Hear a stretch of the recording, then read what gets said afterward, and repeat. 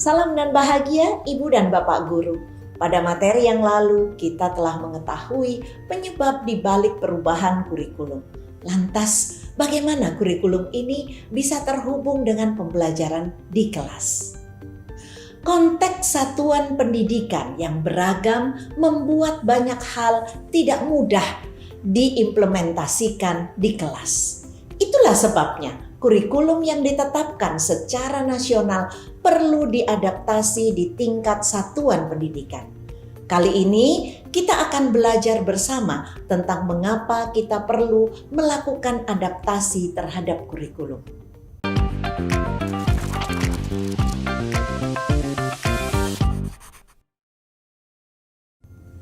Ibu dan Bapak Guru, mari kita lihat lingkungan di sekitar sekolah. Di mana sekolah kita berada? Apakah di tepi pantai? Apakah di tengah-tengah perkebunan? Apakah di tengah perkotaan yang padat penduduknya? Setahun belakangan, perubahan apa saja yang terjadi di sekitar sekolah? Apakah ada bangunan yang baru didirikan? Apakah ada hal-hal yang mengubah kehidupan guru dan murid di sekolah? Keadaan sekolah dan sekitar kita memang berbeda-beda. Murid kita pun berbeda-beda. Bisa jadi pembelajaran yang paling berhasil untuk masing-masing murid juga tidak sama. Ada perbedaan lingkungan dan ekosistem sekolah. Perubahan juga terus terjadi di sekitar kita. Hal-hal itulah yang menjadi alasan mengapa kurikulum dari pemerintah pusat harus melalui proses adaptasi terlebih dahulu. Bentuk adaptasi kurikulum harus sesuai dengan kebutuhan murid-murid di sekolah. Ini bisa diterjemahkan dalam kurikulum operasional satuan pendidikan. Agar memudahkan, kita singkat saja KOSP. Ibu dan Bapak Guru, yuk kita simak cerita ini. Pak Herianto adalah kepala sekolah SDN Gunung 01. Sekolahnya terletak di tengah perkebunan kopi di kaki gunung. Selama ini, beliau belum memahami pentingnya mengadaptasi kurikulum. Biasanya, beliau dan rekan-rekan guru hanya mengajar sesuai dengan apa yang ada di buku teks. Suatu ketika, Pak Herianto melihat rekan gurunya mengajar IPAS tentang ekosistem. Guru tersebut menggunakan contoh dalam buku teks untuk menjelaskan tentang ekosistem. Ia menggunakan hewan-hewan yang ada di laut melalui gambar-gambar dalam buku. Pak Herianto kemudian berpikir tentang letak sekolah di tengah perkebunan. Beliau mendengar suara jangkrik dan cuitan burung. Beliau juga ingat bahwa murid-muridnya sering melihat ular saat ikut orang tuanya di kebun. Beliau berpikir hewan-hewan tersebut bisa digunakan untuk menjelaskan tentang ekosistem dengan lebih baik. Mengapa? Karena hewan-hewan tersebut bisa ditemui oleh murid-muridnya. Lalu, beberapa hal lain terlintas dalam pikiran Pak Herianto. Bagaimana jika para guru mengajar IPAS dengan menggunakan contoh hewan yang ada di sekitar sekolah? Murid-murid pasti lebih tertarik, karena mereka akan lebih mudah membayangkan apa yang sedang dipelajari. Tujuannya tentu saja untuk membantu murid mendapat pembelajaran yang lebih bermakna. Kemudian, Pak Herianto mencari materi yang pernah diberikan oleh salah seorang temannya. Materi tersebut membahas tentang bagaimana memanfaatkan lingkungan sekitar dalam proses pembelajaran. Beliau menyadari bahwa cara mengajar yang hanya bertumpu pada buku teks sangat tidak cukup.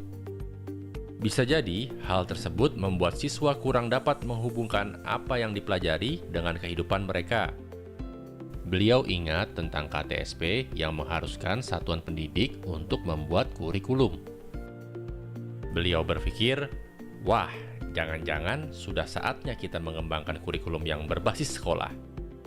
Pak Herianto kemudian mendiskusikan hal ini dengan teman-teman guru di sekolah. Beliau menyampaikan tentang gagasan untuk membangun kurikulum berbasis sekolah. Salah satu gurunya kemudian nyeletuk, "Iya Pak, saya dengar-dengar sekarang sekolah itu harus membuat KOSP Pak." Setelah itu, seluruh pemangku kepentingan SDN Gunung 01 mulai membicarakan pengembangan KOSP. Bersama-sama, mereka memahami secara utuh kerangka dasar kurikulum yang sudah ditetapkan.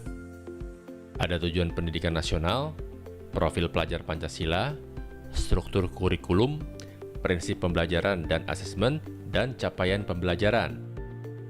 Mereka juga mulai menganalisa kebutuhan murid-murid dan kondisi sekolah. Pak Herianto juga mengintegrasikan visi sekolah ke dalam KOSP. Visi sekolahnya adalah melahirkan murid-murid yang cerdas, berakhlak, bertanggung jawab, dan peduli akan lingkungan. Pak Herianto semakin yakin, seandainya pelajaran IPAS menggunakan pembelajaran yang telah disesuaikan, pasti akan memberi pemahaman yang lebih bermakna bagi para murid. Misalnya, dalam pembelajaran IPAS mengenai ekosistem. Pak Herianto dan rekan-rekan guru akan meminta murid melakukan observasi langsung terhadap hewan yang ada di sekitarnya.